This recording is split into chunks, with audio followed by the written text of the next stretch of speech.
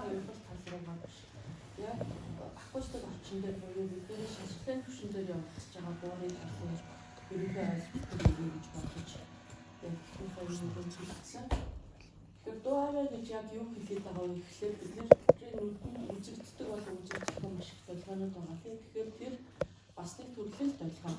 Агарын бидний чихэн сонсогдоод байгаа юм дуу аваа гэж байгаа бол ерөөсөө агарын даралтыг орчны төлөвийг өөрчилж байгаа бас нэг төрлийн хэлбэлцэл. Тэгэхээр энэ хэлбэлцлийг бид нэр ямар хэмжээтэй хэлбэлцэл нь бид нэр дуу аваа бол сонсогдож байгаа юм бэ гэхээр 16 гэрээс 20 мянган гэрсийн хоорондох толгойныг бид нэр яг дуу аваа гэж хүлээж авдаг. Үнийг ч сонсдог гэсэн. Тэгэхээр энэс доошоо 16 гэрээс доошоо болохоор сонсох чадвараас доошоо болоо явчихжээ. Тэгэхээр энийг болохоор инфрадуугаар сонсголын процесс нөгөө хэмжээтэй хэмжээгээр дээшээ явчихж байгаа юм болохоор бид нэр ультрадуу 1 ГГц хүртэлх ультрадуу 1 ГГц-ээс дээш гэх юм болохоор гипертуу гэж хэлж байна. Яг дооны хэлбэлцлийнхаа.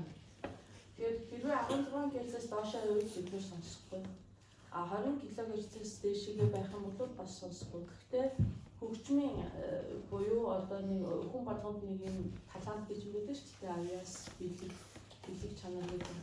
Тийм хүмүүсийн ийм сонсголын чадвар сайтай хүмүүс бол дээд нь 22 кГц-ийг сонсож чаддаг. Гэхдээ энэ жигийн хүний юу биш.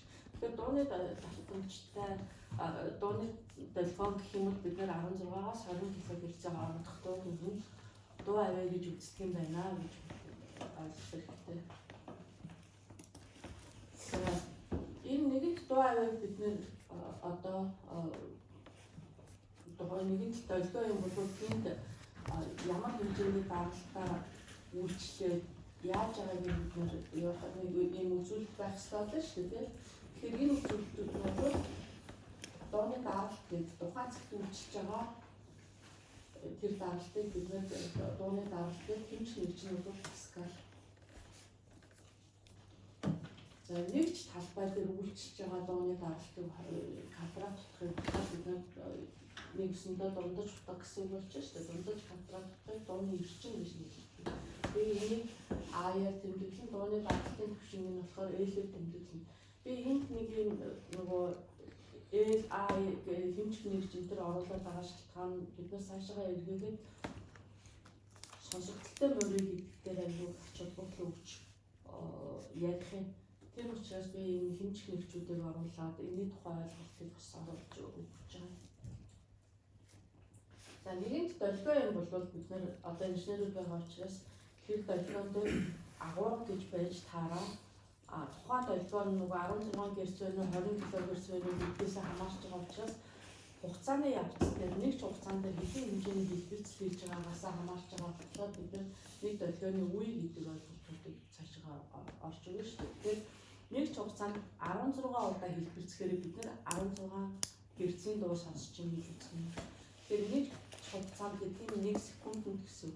1 секундэд 20 удаа тухайн хэлбэлцэл хийх юм бол 20 мянган удаа хийх юм бол бид нэр тэрийг 20 мянган кГц буюу 20 кГц буюу 20 мянган Гц-ийн давтамжтай сигнал байна гэж хүлээж авах хэрэгтэй.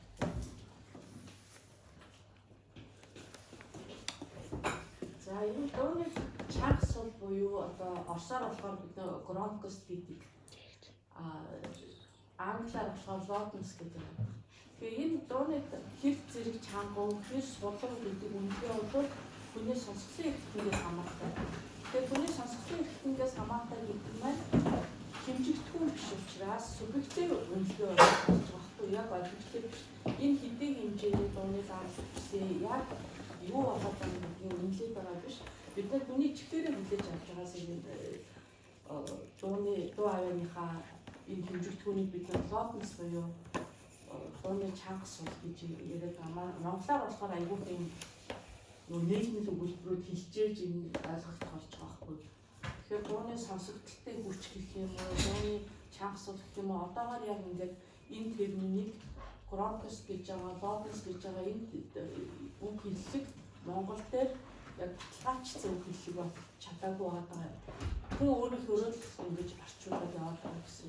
Би бол дууны чанга сул дээр явчихдаг. Яг нөгөө орс орчуулганаас болоо. Тэгэхээр чанга сул гэхлээр бэлдэнээр бол авчиж чинь тий.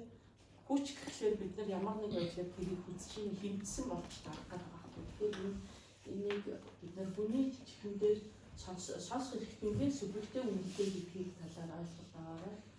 Тэгэхээр энийг дууны чанга сул буюу сонсогдолтой хүчин дууны дараалал, давтамж, хэлбэлцлийнхаа хэмжээний хэлбэрээс хамаардаг юм.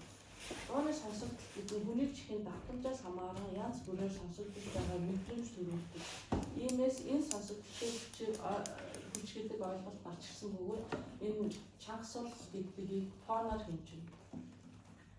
За сонсогдолтой хүчний төвшин гэдэг нэг бид нар энийг хэмжих гэж байгаа болохоор тодорхой хэмжээний төвшин гэдэг ойлголт оруулж байна. Тэгэхээр энэ төвшин бол бас логарифмаар илэрхийлэгдсэн гэж. Тэгэхээр сонсогдолт гэдгийг ярихлаараа бид нар фон гэдэг төвшинг нь болохоор дахиад илгээгээд децибел рүү оруулж өгч байна. Тэгэхээр энэ сонсогдолтой хэмжээр болохоор бид нар дандаа тухайн давтамжийг 1000 герцээр авч үздэг.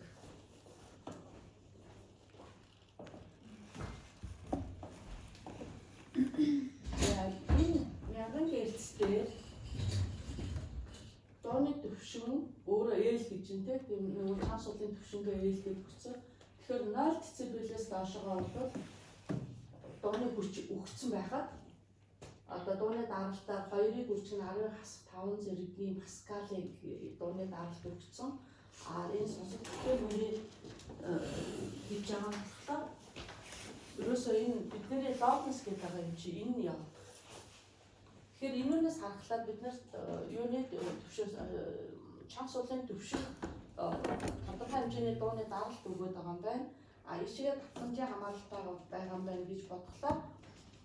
1000 герцийн давтамж дээр 0 децибелийн хүчээр үйлчлэхээр тэрнээс доошогоо бид нар 1000-аас доошгоо бол ерөөсөө сонсохгүй болчихж байна. Эргээгээд дээшгээ өндөр давтамжийг бол сонсч чинь. Гэтэл яг адилхан нэг хүчээр өгж байгаа мөртлөөсөө зарим дууны долгионоос сонсоо, зарим нь сонсохгүй гэсэн юу гарч ирж байна тийм үү? Тэгэхээр хизээ яг энэ бидний 0 гэсэн энэ сонсогдолтын төвшингийн фоноор илэрхийлж байгаа энийг сонсохгүй гэдэг тэгэнгүүтээ бид нар 1000 герц одоо 100 герцлэр дууныхаа хүчийг нэмээлээ. Дууны хүч нэмэгдэж байгаа бараг 40 децибел болох тохиолдолд дөнгөж нөгөө 100 герц гэж сонсож эхэлнэ. Энийг бүгдээрээ яг давтамжийнхаа өөрчлөлтөөр яаж сонсогдоод байгаа гэдгийг микшрээ хөдлөхгүйгээр 1000 герцийн давтамжтай сигналаа өгч байгаа. Зөвхөн үйлчлүүдээ солиод дууныхаа бүгдэн дээр чагнаад үзээрэй.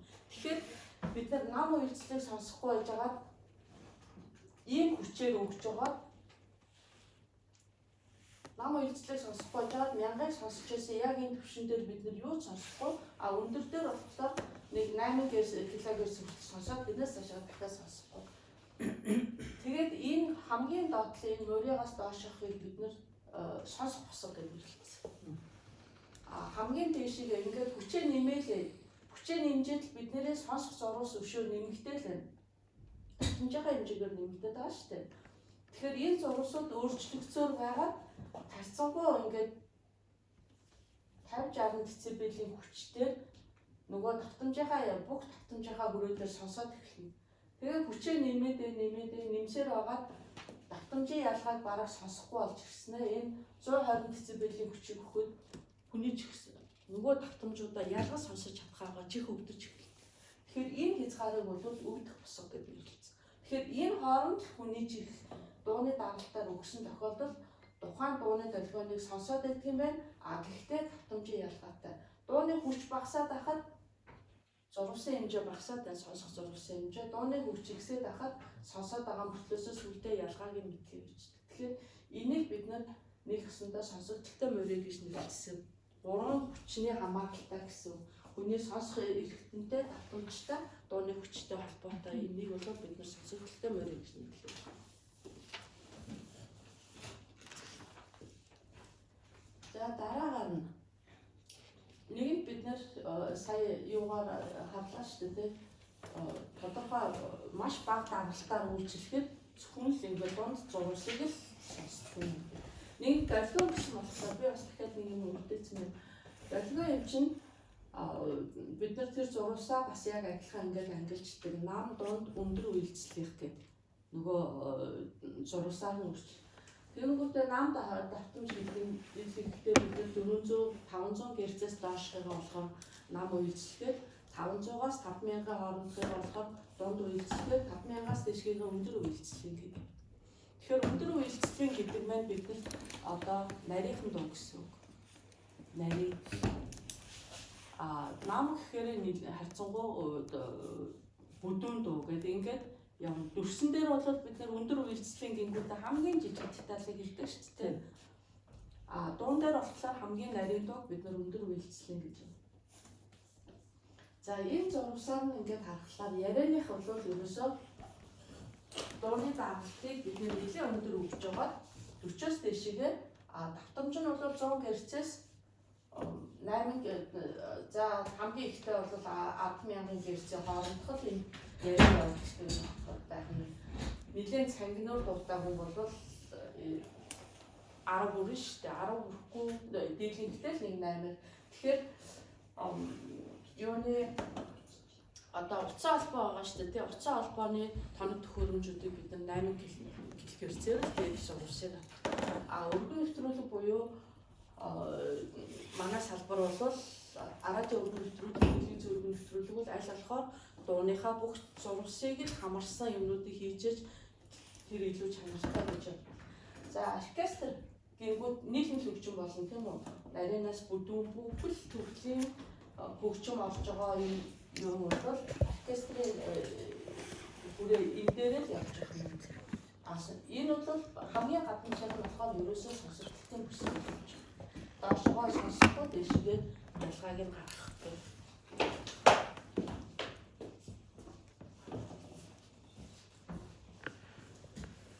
За хүний сонсох чадвар бас яг адилхан наснаас хамаарна. Тухайн хүнээс нэг нь зөвлөгтэй үнэлгээ гэж байгаа болохоор наснаас хамаарна.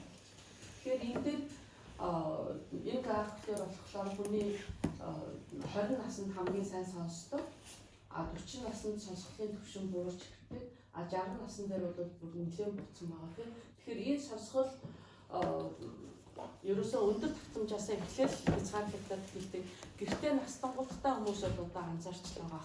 Ялангуяа настай ээж аав нар ирэхлээр нөгөө бүдүүн хүний, эрэгтэй хүний яриад энэ хүний яриа айгүй ойлгомжтой.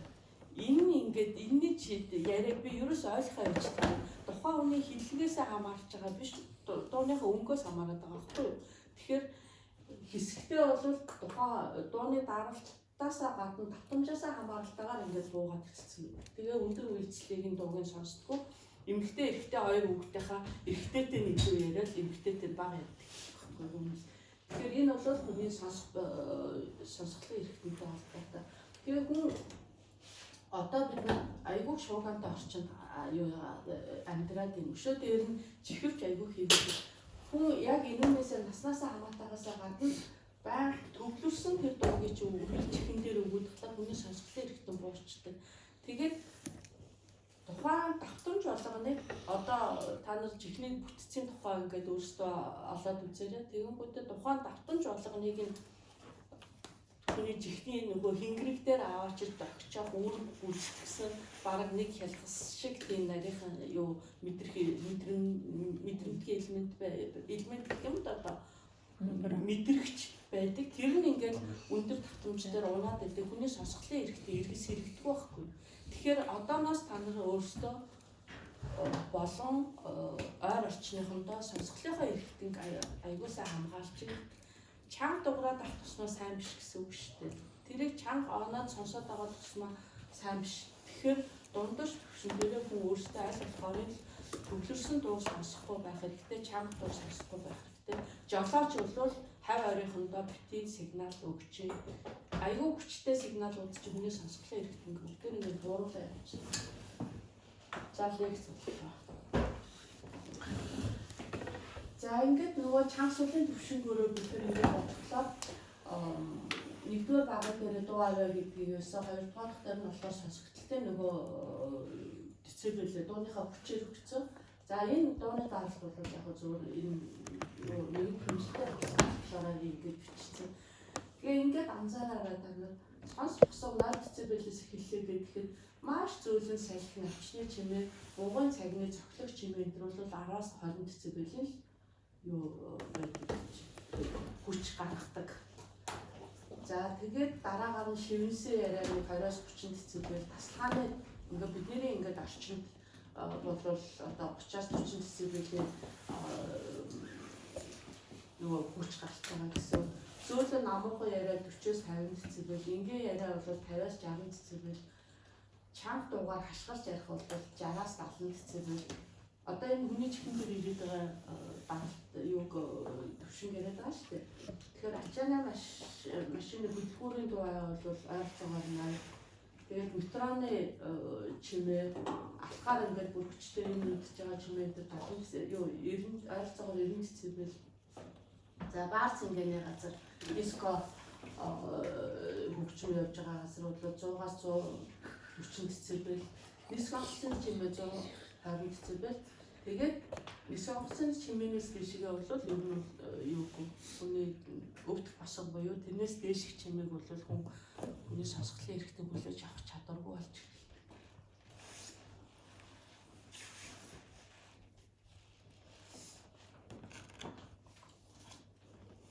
За давтамжаараа нөгөө эмэгтэй хүн чинь 150-аас 10 талаар ирсэн давтамжаа хооронд тийм хоолоноос гарч байгаа үйлс чинь тийм байна. Эрэгтэй хүн бол 7000, 100-аас 7000 бишээ доошоо ороод ирсэн байна. Тэ нам үйлчлэл рүүгээ 100 болоод ороод ирсэн. Хэл хөгжим бол 180-аас 17 кГц, виолончел 65-аас 16 кГц. Контрабас 30-аас 3000, төгөлдөр уур бол 7-аас 7000, саксофон 17 кГц хүртэл. Ийм хэмжээний бүрээнд дуу аваа гаргаж чаддаг юм байна. За дууны тал дээр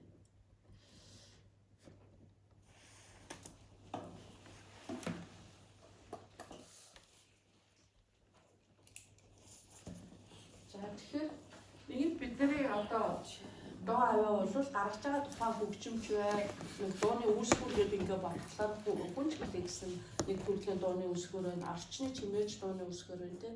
Тэр энийг хол зайд дамжуулахын тулд бид нар зайлшгүй нэг хувиргаж аваад тоног төхөөрөмж ашиглаад дахиад цаашаа дамжуулах хэрэг гарна шүү дээ. Тэгэхээр хамгийн анхны хүний дуу авааны давтамжтай цахилгаан сигнал болгож байгаа төхөөрөмжийг бид микрофон гэж нэрлэдэг. Тэгэхээр микрофоноо бол бид нар дотор нь нөгөө хийцээр нь нэг ангилна. Хийцээр ангилна гэдэг маань өөрөө тэр дуу аваа болгож байгаа микрофон маань ажиллах зарчим нь юун дээр үнэлэгдсэн бэ гэдгээс хамаарат нэг ангилна.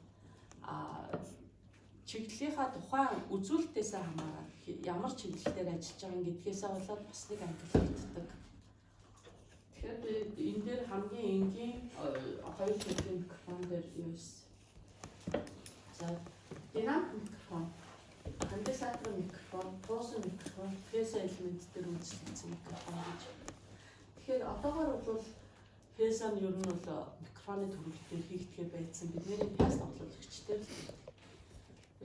Цахилгаан сигнал болгож авч байгаа аргаараа бол хамаарат динамик микрофон, конденсатор микрофоны талын ажиллах зарчим дээр нь жоохон тодорхойлж байна. Туусан микрофон гэж байна. Туусан микрофон гэхлээр ер нь конденсатор микрофонтой хүчцээрээ ижилхэн тийм юутай. Эднэрийг юуг нь хэлээд байгаа юм гэхлээр яг үндсэн хүчцээрээ бол бид нэг микрофоны мембран гэж яриад байгаа. Тэгэхээр тэр мембран гэдэг нь өөрөө хамгийн нэмгэн хөдлөх элемент нь болж байгаа микрофоны. Дууны даралтаа болохоор мембран дээрээ үйлчлүүлээд тэгээд энэ динамик микрофон дээр болохоор тогтмол савнзаа орон дотор оромог байгаа. Тэр оромогны төгсгөлүүд мембран дээр холбогдсон. Тэгээд тэр мембраныг нь хэлбэрзэл хөдлөнгүүтээ Тэр соронзон орон дотор ороомог өөрөө дагаж хөдлөн гэсэн. Тэгэхээр энэний ажиллах зарчим нь бол бид нэр 10 жил үздэг байсан. Сүүлдээ их сургууль юу 10 жилийн нэг намайг багт бол 8 дугаар ангид үздэг байсан. Та нар одооны аль ангид үзэж байгаа цахилгаан соронзон индукцийн үзэгдэл гэдэг ярьдаг да. Соронзон орон дотор дамжуулагч оруулаад хөдөлгөх юм уу эсвэл соронзон хүчний дагуу хөдөлгөхөд цахилгаан хөдөлгөгч хүч үүсгэх юм уу? Тэгэхээр соронзоорны хүчний шугамыг огтлцуулаад хөдөлгөхөд цахилгаан хөдөлгөгч хүч үүснэ гэсэн цахилгаан соронзон индукцийн үзэгдэл гэж байна. Тэгэхээр энэ арга дээр үндэслэгдэж хийсэн юуны дууны сигналыг цахилгаан болгон хувиргадаг хөрөмж гэсэн. Тэгэхээр бид нэр динамик микрофон бол ерөөсөө дотор соронзон орон дотор өөрөө хөдөлгөөнтэй дамжуулагчийг оруулаад хөдөлгөж байгаа гэсэн. Хөдөлгөх хүч нь бол дууны төлөв. Тэгэхээр энэ дотор бид нар байхдаа нөгөө хөдөлгөөнтэй хэсэг маань мембран ахна мембрантай холбоотой ороомог байна. Ороомгийнхаа төсөлдөөс бид нар үүсгэж байгаа сигнал маань өөрөө дууны хэмжээрээр хөдөлгөж байгаа.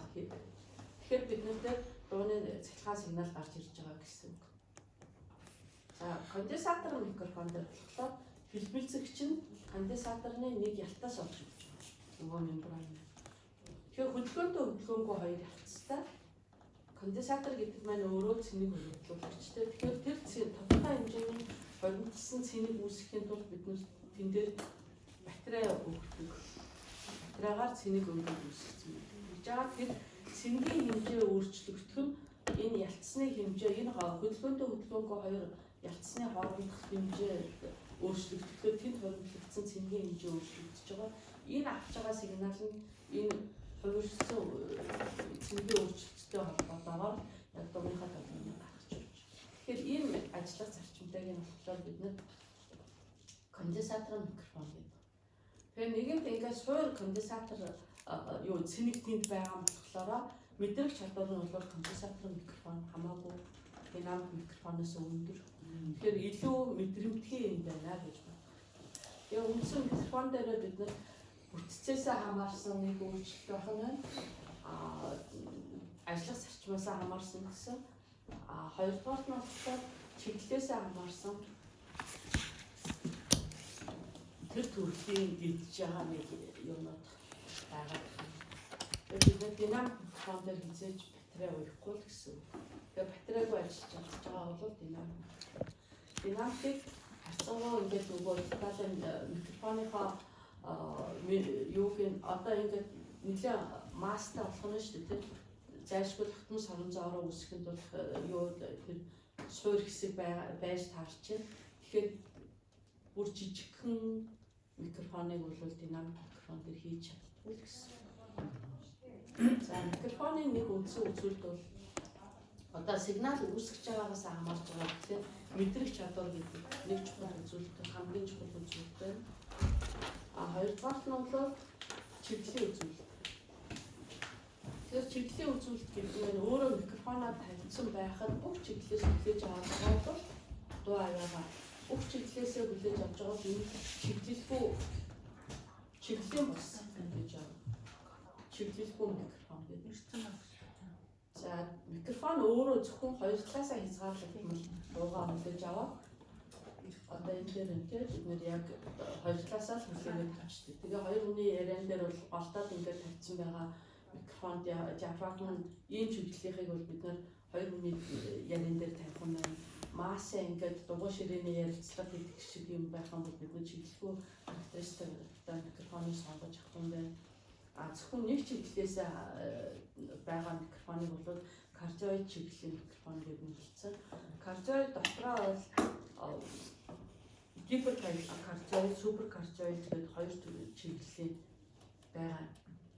Гиперкардиоид гэдэг нь болохоор яг нөгөө диафрагм байгаа чиглэлээс гадна бас ардлынхаа килофорон буюу яг чанга ардлаасаа бас адилхан жоохон хэмжээний сигналыг хүлээгээд авчдаг.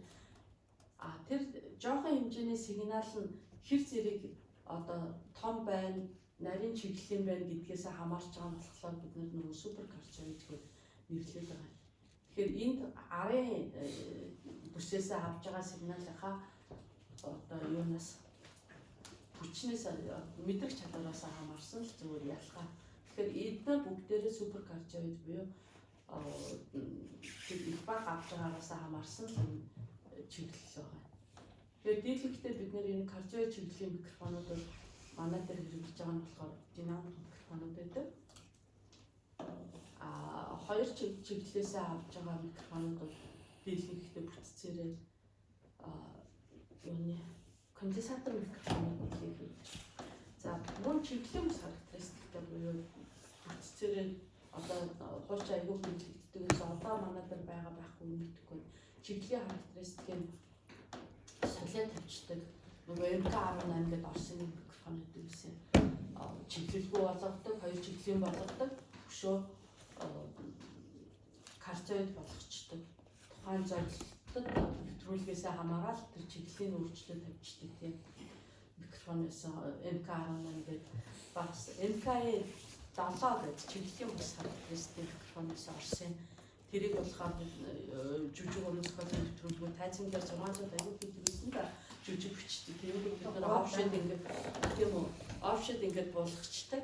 Тэгэл тэр студидтэй юу болж тэрийг үнэлдэг. Тэгэхээр энэ чиглэлийн бас характеристик буюу микрофонуудыг хизээ хэрэглэх гэдгээс хамаархаасаа гадна тухайн акустик орчин аягүй чухал. Бид нар ямар микрофон сонгох нь. Тэгэхээр акустик орчин гэхээр бид нар акустик сайтай акустик муутай гэж яриад байгаа энэ ойлголт бол харьцангуй ойлголт болж байгаа. Тэгэхээр бид нар өөрөө студ өөрөө ямар зорилготой вэ гэхээр тухайн дуу цагаан орчин байна. Ямар зорилготой бичигдэж байгаагаас хамаарат ямар зорилготой байгуулагдсан гэдгээс хамаарат бид нар тэр акустикийг дуу тархаж байгаа орчинд л акустик гэж нэрлэж байгаа байхгүй. Тэгэхээр 600 студ маань одоо бид нар бараг эхо камер шиг болсон. Дуу тархаж байгаа орчин дуу нэгэнд долгио юм бол хаа нэгэн газар очиж тусаад хагасан шингээд хагасна байна тийм үү? Долгио гэдэг чинь гэрлийн унгарлаас хамаарат бас гэрэл хаана очиж тэр нэгэн л долгио юм чинь бусад очиж тодорхой хэмжээгээр шингээд буцаад байдаг. Тэр шингэж байгаа долгионыхаа хэмжээгээр бид нар буцаад ойж байгаа долгио нь ямар долгио байгаа тэрнээс хамаарат өнгийн ялгаа гарч ирдэг тийм. Энэ хар байна, энэ цагаан байна, энэ шар байна гэдэг. Тэгэхээр тэр гэрлийн унгарлаас хамаарат. Тэрнтэй адилхан дуу бол орчин тархлаа нэг цэг дээр гадаргуу дээр очиод туслаа буцаагаад ойлоо тодорхой нэг цаг туулаад шингэчээдэг. Гэхдээ бид нэр студид телевизийн студ, радио студ гэдэг бол ярианыхаас хамаарна дуу бичих гэж байгаа мó гэдгээс хамаарна тэрийг анханасаа хийхдээ тооцоолоод тэр дуу шингэх материалыг хийж өгсөн. Тэгэхээр телевизийн одоо манай 600 студ бол бараг 100% ойлттой шахуу студ болсон. Энэ уул нь бол студ тодорхой шингээд зарим нь байгаа, зарим нь шингэчээдэг байх хэрэгтэй. Тэр ойлт шингээлтийн коэффициентуудыг нь тодорхой хэмжээгээр барьж өгчөөс бид нар энэ хүн ажиллах болон бичлэг хийхэд нөгөө тохиромжтой байсан байхгүй юу? Тэгэхээр дууны найруулагч нар бол ойлгож байгаа танаалнист гэдэг ойлголтыг тийм хүн тухайн дуу аваа маш цэвэрхэн дуурайад хүнд сонсогдож байгаа хэрэгтэй. Тэр цэвэр дууралтыг л одоо олгосон студийг л бид нэр энэ концертын студ, энэ ярианы студ, энэ дикторийн студ гэж ингэж ялгаад байгаа байхгүй. Тэгэхээр дийлэнх телевизийн студиуд бол ер нь дундаж акустиктай студ байх хэрэгтэй. Тэгэхээр дундаж акустиктай буюу тухайн дуу тархаж байгаа орчингийн ер нь бол дууныхаа үүсгүүрийг бид өгсөн байна. Өгсөн байгуудаа дуунад өгчөөд үүсгүүрээ бид нар унтраачлаа гэж одоо студид жишээлбэл чанга архичаад бид нар дашон фонограм өгсөн байдаг юм уу, үгүй генератор өгсөн байж байгаа. Үүсгүүрээ унтраахад ерөөсөө 1 секундын дотор тухайн хүчнээсээ 60 децибел унах хэрэгтэй. 60 децибелийг унах зай гэдэг маань өөрөө эргээд сигнал маань өөрөө тодорхой хэмжээнд замхарч штеп. тэр хэмжээ 1 секунд 1.135 секунд байхыг бол стандарт ревибрац гэдэг. Тэрнээс илүүгээр ингээд удаан хугацаанд унаад ах юм бол бид нарт нөгөө тэр дуу аваа маань цойрайтж байгаа юм шиг сонсогддог. Тэгэхээр тэр цойрайталт ихтэй байх тусмал ойлтын коэффициент их байгаа гэсэн үг. Цойрайталт нь нөгөө стандарт ревибрац хугацаанаас бага болоод байх тусмал тэр дуу шингэл ихтэй л өрөө болон саклушоны гэж нэрлэдэг илүү ингээд манай радиогийнхан бол мэдчихэж байгаа хэрэг эднийх чинь эхо камертай саклушоны камертай шүү дээ. Тэр зориултын тийм өрөөнүүдтэй тэрийг бас ингээд радиогийн инженерүүдтэй ярьж байгаа өөрсдөө очиж үзэж болно. Тэнд ерөөсөө 100% ойлттой 100% шингэлттэй гэдэг боловч тэр 100% ойл гэж байхгүй 98% ойлттой 98% шингэлттэй тийм. Тэгэхээр зарим өрөөнд ингээд авахлаар ингээд бүр утга учир нь олдохгүй баахан дуу шингээх юмудаар ингээд бүрцэн 1-2-3 секунд ингээд ороод байснаа ингээд чихэн дээр даалт өгөөд авцаа нисэж байгаа юм шиг болоод ондог тийм өрөөнүүд тэр бол шингэлтэй коэффициент аягүй өндөртэй байгаа гэсэн. Дууд ингээд яриад байгаа мөртлөөс аягүй гоё ихлээд нэг ингээд айгаад ойлгомжгүй биш байгаа юм шиг мөртлөөс шингэлтэй коэффициент өндөртэй. Онгоцон цуухаар бид нэг гоё ингээд намжийн орчинд орчих юм шиг мөртлөөс агаарын даралт өөрчлөлтөл хэсэг ясны дараагаар ингээд толгой ядраад эхэлдэг шүү дээ. Тэр чинь бол шингэлтэй коэффициент өндөртэй байгаа гэсэн үг болж байгаа юм. 600 бол одоо ойлтын коэффициент аягүй өндөртэй болсон гэсэн. Тэгэхээр энэ дээр бид нэр одоо эргээгээд яг хуучин цагтай адилхан тэр цагаан байхгүй байхад бид нэр чиглэлгүй микрофоныг тавиад жүжиг бичиж чадчихсан бол одоо тэнд ямар ч боломж байхгүй. Эргээгээд нөгөө хүний яриад чи ойгоод байдаг. Ойсон сигнал чи үндсэн дарахж байгаа нэгдүгээр шугамныхаа хамгийн анхныхаа үүсгүүрээс ирсэн сигналтаа зодтолтоод ингээд улам ойлгомжгүй болоод.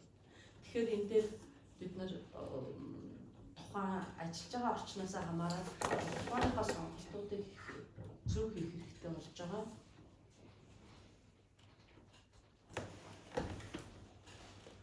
За дараа нь бид нар агуулга хэмжээ үзүүлэлт. Энэ агуулга хэмжээ үзүүлэлт маань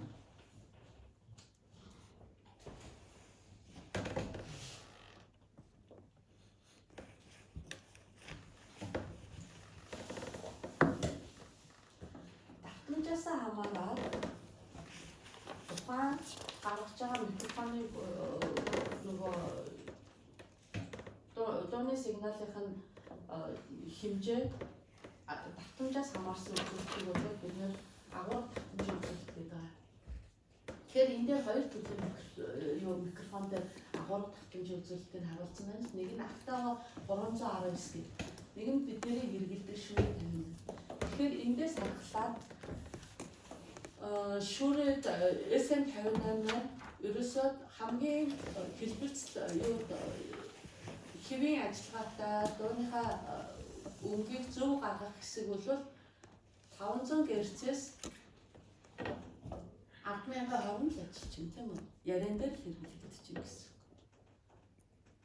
Нам тогтомжлуугаа дахиад байхгүй. Нам тогтомжлуу дахиад айгүй бага сигнал гаргаж байна гэдэг чинь юу гэж юм гэхээр бидний нөгөө контрабас бөмбөр энтер гэсэн бүдүүн дуу гаргадаг хэсэг дээрээ бас ажиллахгүй айгүй бага ажиллаж байна гэсэн. Нөгөө эрэгтэй үений дуун дээр бас сигналын түвшинд айгүй бага гаргаж байна гэсэн. Энэ дээр дахиад эрэгтэй хүн эргэлж гинүү, эмэгтэй хүн эргэлж гинүү гэдгээс хамаарат дахиад нөгөө микшрийнхаа өсгөлтийг бүрийнхаа өсгөлтийг ямар хэмжээнд авч явах вэ гэдэг дээр анхаарах хэрэгтэй болж байна. Тэр өргөн зурвастай яг ингээд чиглэл юунад үзүүлэлтөө сайтаа болоод ирэх тусмаа бидний нөгөө бодлож авдаг микрофоны маань үнэн тэрэн дээр нөлөөлдөг. Нөгөө хийц сайтай байх хэвээр үзүүлэлт юу мэдрэх чадвар сайтай байх хэвээр давтамжийн үзүүлэлт сайтай байх хэвээр гээд ингээд ирэхлээрээ бид нар нэлээ өргөн зурвастай ажилладаг байх хэвээр гээд ингээд ирэхлээрээ л нөгөө $3,000 үнэтэй Newman микрофон $300 үнэтэй шүүрийн микрофон гэж байгаа юм гараад ирж байгаа байхгүй. Тэгэхээр нөгөө санхүүнтэйгээ холбоотой.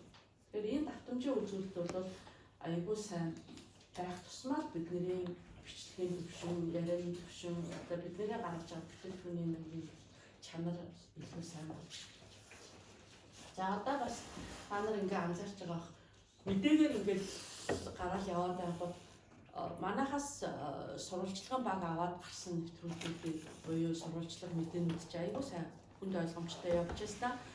Одоо энэ намаас сурвалжлагаанууд гараад шүү дээ. Энэ тэнд клуб дээр очингуудаа нэг сайн дурын микрофонд барьсангууд нь тэр хүн өөрөө ямар юу ярьж байгаа нь үл ойлгогдсон зүгээр л видео сурвалжлага болоод байгаа байхгүй. Тэр хүмүүсийн яриан тэнд юу ойлгомжгүй. Бид нар бүр тэр хэмжээнд дээр ингээд өөрсдөө болонгууд критерий тавиад ойлгоцсон ба шүү дээ. Энэ ингээд сонсогдохгүй сайн байна муу байна гэдэг. Гэтэл тэнд хэрэгжилж байгаа нөгөө микрофоныхоо үзүүлэлт монтаж микрофон хэрэглэсэн бол тийм л чанарын бичлэгийг тэндээс олж авч байна. За шилжилтийн характеристик гэдэг нэг юм байгаа маа бас. Энэ шилжилтийн характеристик нь болохоор нөгөө мембран маань өөрөө хэр хэмжээндээр ингээд хөдөлж чадчихэв гэдэг. Тэгэхээр хэр хурдан хөдлөн сайн хөдлөх үү муу хөдлөх үү гэдэг маань нөгөө мембраны бүтцээс хамаартай болчихж байгаа байхгүй. Нэмгэн байх тусмал хэлбэлц сайтай. Одоо цаасыг ч хэлэх гэсэн бид нар зузаан цаас нэмгэн цаас хоёр ч одоо ингээд гахах нь илүү картон бол юуж гахах байхад нэмгэн цаас бол ингээд тулцаад шүү. Тэрнтэй адилхан мембран өөрөө бас яг адилхан байдаг. Мембранасаа гадна бас нөгөө мембраны чинь динамиктэй очингууд бид нар юутай холбоод өгсөн гэхээр нөгөө оромгтой холбоод өгсөн шүү дээ. Нөгөө хүн юм дээр бид нар өөрсдөө хөдөлж чаддаггүйтай яг адилхан мембран хэлбэлцсэн ч хэлээсэн тэр хэлбэлцлээ нөгөө дууныхаа оромглоор гүйц шилжүүлж чаддаггүй. Тэгэхээр өндөр давтамжийн сигналыг аягүй сайн хэлбэлцээд авж байгаа мөрчөөс хөдөлгөж чадахгүй байгаа асуудал маань эргээгээд динамик микрофон дээр айгүй муу. Тэгээ ингээд дуу бичлэгийн аягүй сайн бичлэгтэй юун дээр оркестр бичгүү, диапазон өргөнд дуурдаг дуучин бичгүү, үгүй дандаа тэр нөгөө өглөөд идэг. Одоо өглөөгүүд бол угаасаа нэг нам үйлсэлтэй л байгаа шүү дээ. Гэтэл дуурин дуучдын диапазон бол аягүй өндөр тийм үү. Давтамжаараач өндөр, өөрийнх нь ингээ гаргаж байгаа дууныхаа бүтээгч өндөр. Тэгэхээр тэднэрүүдийг бичихүү гэдэг сонголтууд хүртэл микрофон дээрээ явж л авах хэрэгтэй л болдог юм.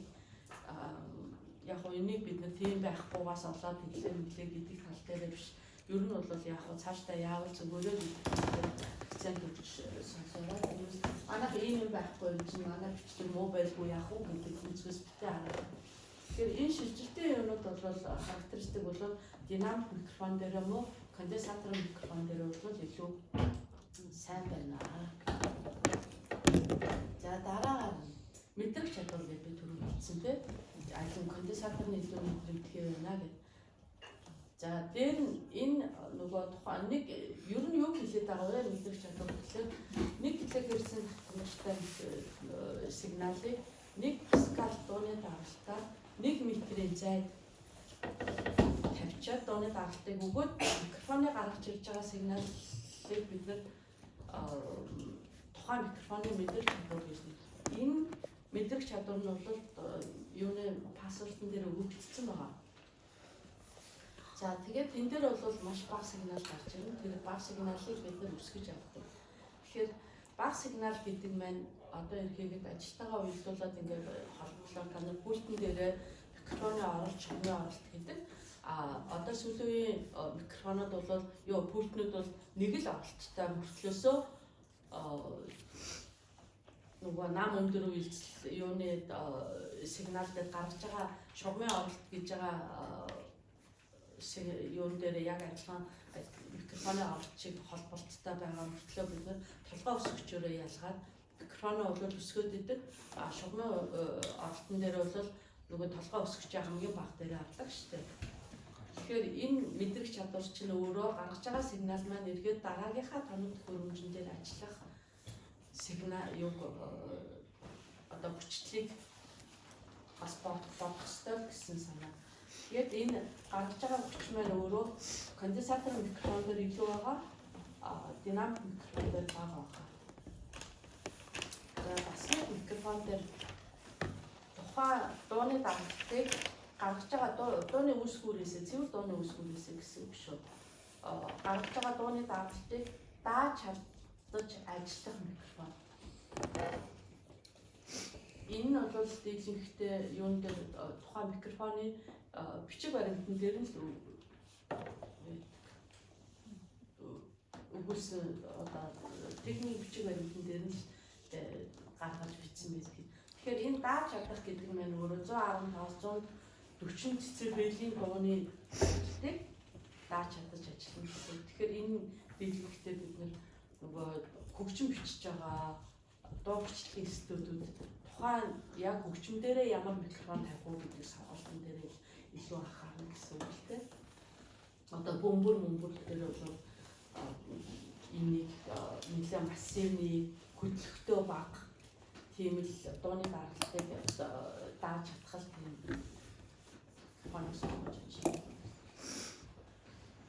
За одоо юу яаж байгаа хэрэгжилж байгаа хоёр микрофон дээр нэг нь бид одоо бид нар ч өшөө бас нөгөө чиглэлээ бүтцээрээ хамаарч, чиглэлээсээ хамаарч ашиглаж байгаа микрофоныхоо нөгөө хэрэглэгдэхүүнээс хамаараад бид нар тавьтай камерт барьдаг конденсаторны ингэрийн гэл аюул олон ингээд нөгөө англиар хуульцсан шүү дээ. Тэгэхээр энэ одоо хэрэглэж байгаа манай дээр хэрэглэж байгаа Sennheiser-ийн E935 микрофон. Энэ дээр ямар үзүүлэлтүүд байгаа вэ гэдэг нь дагалдаж ирж байгаа пассажирын дээр энэ чиглэлийн үзүүлэлтийн давтамжаа хамааралтай ингээд пассажирын дээр байгаа. Тэгэхээр энэ чиглэлийн үзүүлэлт маань өөрөө яаж юм гэхээр нэг чиглэлийн гиссэн кардиоид характеристиктай микрофон ахна шүү дээ. За энэ кардиоид характеристиктай микрофон дээр наад харагдаж байгаа юм шиг мэдээж одоо энэ бүдүүн зураас энэ талдаа ингэж тавиад энэ талдаа ингээд бичсэн. Тэгэхээр бид нэг чиглэлийн буюу зөвхөн микрофоныхаа мембран талаас үйлчилсэн сигнал яаж явж байгааг өгөхгүйсэн.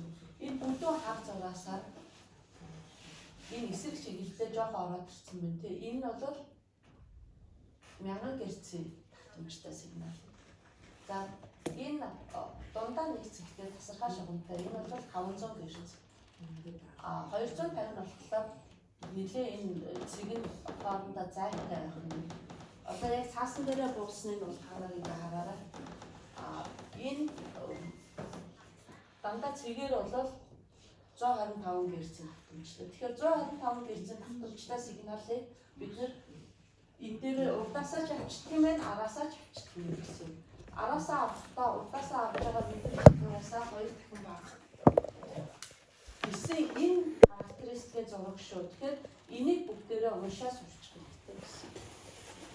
За 200 Гц дээр юм байна. Энэ чинь бүгдээрээ таваачлуулаад нэг талдаа зурж чадахгүй байгаа учраас энэ чиглэлийн үзүүлэлттэй 2 хуваагаад хэмжээ.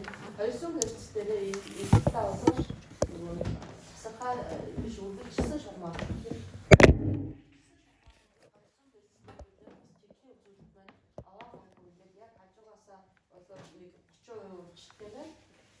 Чанга урдаасаа унж байгаагаасаа гадна. Тэгэхээр энэ микрофоныг бид нэр аль болохоор чиглэлээ зөв байлгаж агаад нөгөө хүндээ чиглүүлээд барих тухай. Микрофоныг ингэж барих уу, ингэж барих уу гэдгийг л хэлээд байгаа гэсэн.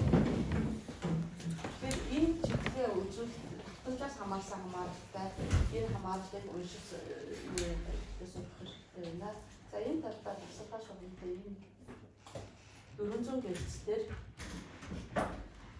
50% юу 40% бага байна яг хажуу үзүүлсэн. Тэгэхээр хаана энийг ямар микрофоныг юунд ашиглаж байгаа вэ гэдгийг юугаа эндээс харах нь.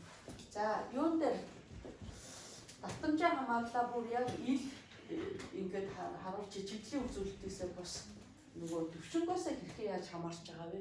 Энэ бол чиглэлийн үзүүлэлтээс давтамж хэрхэн хамаарсан. Энэ төвшнгөөс хэрхэн яаж хамаарч байгаа вэ гэхлээр 6-аас доош гэрцээр бол нэлээд бага авдаг юм байна. Тэгэхээр бид нэр энийг яг ярианы төвшин дээр хэрэгжилж болно гэсэн санаа болчихж шээ. Энд 10,000 гэрцээс. Тэгэхээр энэ вокал дээр хэрэглэх гэсэн дуу аваа буюу хүнтэй холбоотой. Хүн дуулж гин яриа хүчин явах нь. Интервьюд одоо бас интервью буюу шууд сурвалжлаганд аягүй хэцүү тийм үү? Нөгөө хүнтэйгээ ойрхон барих гэдэг. Тэгэхээр дийлэнхтэй сурвалжлагын микрофонуудыг бол конденсатор микрофон.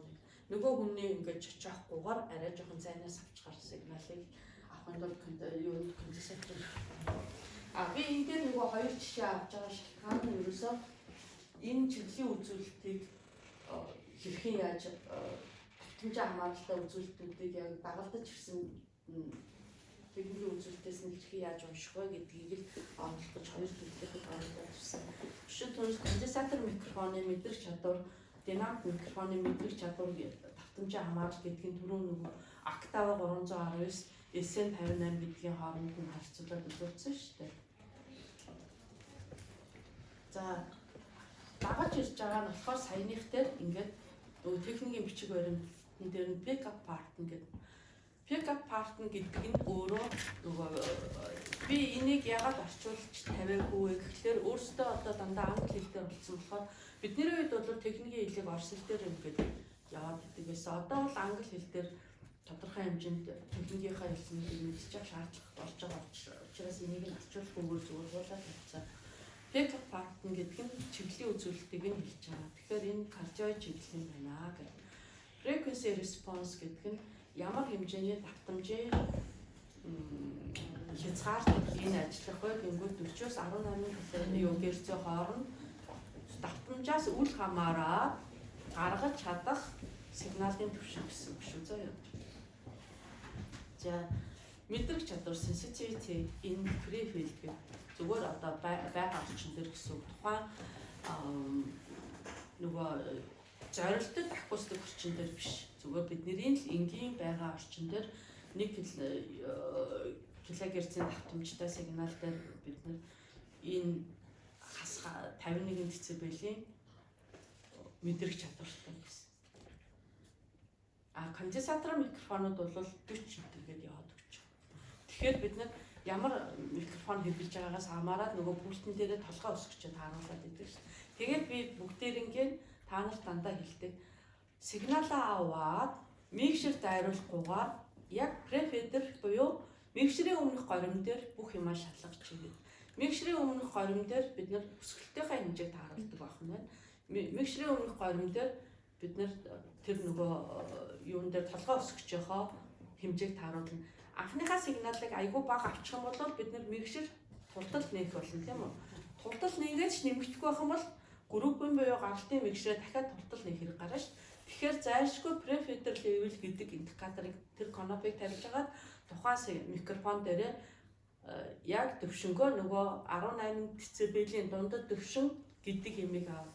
Зүгээр энгийн яриан дээр бид нар одоо сулхаа ярьдаг өө чанга ярьдаг хүн суулгах гэж байгаа гэдгийг мэдэхгүй байгаа шүү дээ. Тийм болохоор энгийн яриан дээр дундаж 18 дБ гэдэг индикаторынхаа хэмжүүрээр аваад тавихлаар нөгөө чанга ойрлж ярьдаг хүн бол бидний хамгийн их утга 12-ыг зөвшөөрнө гэсэн байгаа да.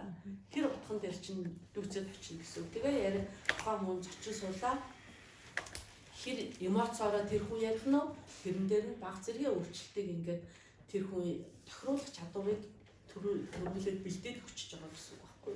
Тэгэхгүйгээр айгүй нам ахангуудаа хүн суухаар микшер тултал нээгээл микшер тултал нээсээ дараагаар нөгөө хүчин хүрэхгүй ахлаа толгой өсгөчөө нэмээл энэ толгой өсгөгч нэмдэг хасдаг асуудал чинь профныхаа үе дээр л аль хэдийн хийгдсэн байх асуудал шүү. За энэ ямар хэмжээний нөгөө хэмжүүр ашигласнаас хамаарат толгой тутамд юугаа индикаторынхаа хэмжүүрийнхаа 1 вольтоор опора авсан байна уу? Юугаа авсан байна гэдгээр UB bar Pascal гэдэг энэ хоёр өөр хэмжигдсэн байгаа дууны дагалт дээр. Энүүнээс хамаарат 71 51 гэдэг юу. Бид нар бол энэ 1 вольт Pascal гэдэг хэмжигдэхүүнээр авсан энэ 51 дБ гэдгийг бидний одоо байнга ингээ хэрэглэгдээд байгаа ойлголт. За номинал импеданс гэё номинал ачаа 350 Ом. Одоо энэ микрофон дээр шүү дээ. Нөгөө SM E80 935 дээр. За ачаалах буюу энэ энэ бол өөрийнх нь гаралтын эсэргүүцэл ах нь тийм оромгийн эсэргүүцэл гэсэн үг болж байна. Энэ бол нөгөө пульттэй холбож байгаа. Манай пультүүд бол өндөр ом гэж явдаг шүү дээ. Гаралтын 600 ом, оролтынх нь бол өндөр ом. Тэгэхээр энэ 1000 ом дээр байгаа гэсэн үг. За энэ бол хэмжээнүүд нэг гэж хэлж байна. За дараагийнх нь одоо хэрэгжиж байгаа бид нэр альч төрлөөрөө бодсон гэсэн конденсатор хэрэгжилж байгаа микрофон маань ажиллах зарчим нь өөрөө конденсатор микрофон төрөл нь болохоор бидний нөгөө хаана юу хэрэгжилж байгаа вэ гэдгээс болоод ингрийн чихний барьдаг гэдэг ингээд сайн ангилсан шүү дээ. Тэгэхээр энэ ингрийн микрофон кабель ашиглаж гэнэ ашиглахгүй байна уу зайнаас ажиллаж гэнэ үү гэдгээс хамаарат бид нэр дистанционны буюу утасгүй микрофон гэж хэлсэн. За энэ дээр аналог UHF гэдэг ультра хай фреквенси гэдэг зон дээр ажилладаг аналог дамжуулалттай. Энэ аналог дамжуулалттай гэдэг нь болохоор бидний зөөгч үйлчлэл нь аналог хэлбэрийн үү тоон хэлбэрийн үү гэсэн үг. Зөөгч үйлчлэлийн тухай ярьж байгаа шин дамжуулагч хүлээн авч хоёроо хоорондох. За энэ дээр дамжуулагч нь өөрөө нэг ширхэг микрофон агуулна. Антенн нь болохоор diversity гэдэг антенныг хүлээж авах чадвар. Ажиллах нь болохоор хамгийн ихдээ 100 м дээр ажиллана. Шууд хаалганы цаана орсноо, хамны цаана орсноо энэ 100 м явах хэрэгтэй гэсэн үг биш шүү. Шууд харагдах бүсдээр 100 м дээр ажиллана. Хүлээж авах нь болохоор камера маунт гэдэг микрофон камер дээр суулгах боломжтой. Микрофоны төвлөл нь болохоор ингрийн polar button буюу чиглэлийн үзүүлэлт төвх нь бол omnidirectional буюу чиглэлгүй характеристиктэй. Тэгэхээр чиглэлгүй характеристиктэй микрофоныг яагаад бид үлдэх буюу энд сонгож ажиллуулад байгаа вэ гэхээр нөгөө зочин ч өөрөө бидний туршлага бас өшөө байгаа нөгөө нэгэндээ ингээд хэлж өгдөггүй. Үгүй л тэр хүнийг мэдчих байлгүй гэж боддог. Энэ мэдж байгаа ах би одоо мэдж яхад нь дахиад хэлээд яах вэ гэдэг үнцэг өшөө мэдэхгүй хүн очиод зүгээд өгөх. Энэ тэр эсвэл нөгөө хүнээ за та өөрөө зөвчөөрэй гэж ингэдэг те. Энэ болгоноосоо хамаарат янз бүр байдаг болохоор бид нэр энийг чиглэлгүй характеристиктээр гэдэг. За мэддэг хүн очиод зөвчлээ гэхэд нөгөө ярилцж байгаа хүн маань өөрөө ингэж нэг хараад ингэж хараад ингээд яриад. Иннээсээ хамаарат гарч иж байгаа сигнал маань өөрөө янз бүрийн төвшөндөө гарч ирэх учраас чиглэлгүй характеристиктэй микрофоныг энэ дээр манайх сонгож авдаг юм аа. За энэ систем дотор яах вэ гэхээр бас нөгөө аналог дамжуулалттай байна. Нийт өөрөө энэ дамжуулалт хүлээн авч хоёр маань өөр 1680 шуугийн бүсэд байдаг юм байна. Тэгээд дагаж ирэх нь түрүү ингээ хэлцэнтэй. Тэгээ одоо энэ бол 516-аас 558 МГц-ийн гэсэн. Би энэнийг зүгээр нэг характеристик юм шууд буулгаад авсан байхгүй. Манайх бол одоо энэ 516-аас 558 МГц-ийн хоорондох зурвастай бараг хэрэглэхгүй байгаа. 722-аас 780 хоорондохыг голцоо хэрэглээд байгаа. За нэг RF сигнал буюу нөгөө reference frequency гэж байгаа. Энэ reference frequency гэдэг нь нөгөө зөөгч үйлчлэлүүдийг хэлээд байгаа шүү. Зөөгч үйлчлэлийн зурвас нь бол 42 МГц-ийн хооронд байгаа. Энэ давтамжаа бид нэр одоо нэлийн өргөн зурвас дээр энэ 516-аас 558 хооронд гэж байна да. Энэ өөрчлөлт нь 25 кГц-ээр өөрчлөгдөн гэсэн үг. 25-ын дотор 24 кГц-ээр өөрчлөлт боломж байхгүй гэсэн үг. 25 кГц-ийн хооронд ийм шатаар хатаад явчихж байгаа. За шууд харагдалтын бүс нь 100 м. Дамжуулагчийн бас бүс хэдэн юугаар зурвасаар байгаа ажиллах чадвартай хамгийн ихтэй 12 зурвас дээр ажиллах боломжтой. Division буюу энэ нөгөө frequency юу байгаа шүү дээ нөгөө device гэж ярьдаг та. зөөгч үйлчлэлийг бид нэг ингээ багц гэдэг авч байгаа тийм үү? Нэг тодорхой нэг банжвиц гэж авдаг шүү дээ. Тэр банжвицийн хэмжээ нь бол 48 кГц дээр байгаа. За модуляц зөөгч үйлчлэлийн модуляц бол өргөн зурвасын давтамжийн модуляцтай. Гэсэн энэ үзүүлэлтүүд нь техникийн бичиг баримтан дээр нь байгаа. За хүлээж авах талдаа нөгөө ресивер дээр бас яг адилхан энэ техникийн бичиг баримт дээр камертаас хөдлөх боломжтой байна гэх. Тэгээд нөгөө дууны оролт гаргалтын холбоос нь жижиг жигтэй байна. PRS гэдэг female unbalanced output гэсэн байна. Нөгөө симметр бос сигнал гарч ирдэг юм байна.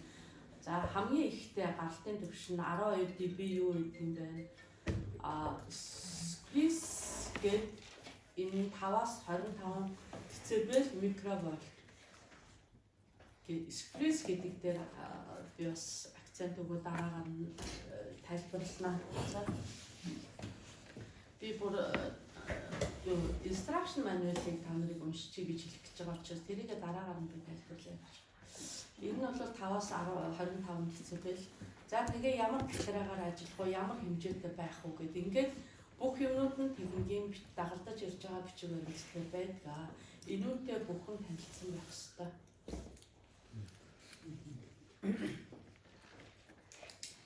Хэрнэл сайхан дарын авилгын сайн урьж байгаа.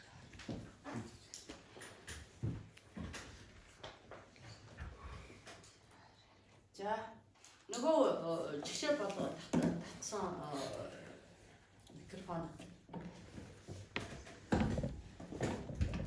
Энэ дээр ерөөсөө яг ингээд детальчлал бүгдээр ингээд өгсөн байдаг. Гэхдээ тоног төхөөрөмж аваад завсан л бол